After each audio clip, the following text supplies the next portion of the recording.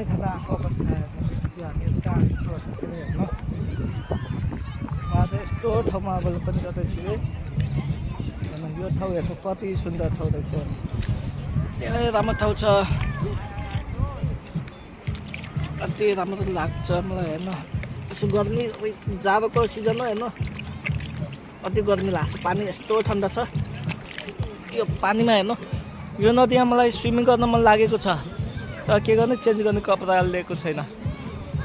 यो नदी छ नि यस्तो, यसमा स्विमिङ गर्ने मलाई नानीको लागि पौडी खेल्नको लागि अति मन छ तर यसमा चाहिँ बदली गर्ने कपडा लिएको छैन। साथीहरूसँग सबै पिकनिक भने आइयो तर के गर्ने, ठाउँ अति रमाइलो लाग्यो, पानी एकदम ठन्डा छ तर नानीको लागि कपडा लुगा भनौँ होइन फेर्ने बदली गर्ने ल्याएको छैन।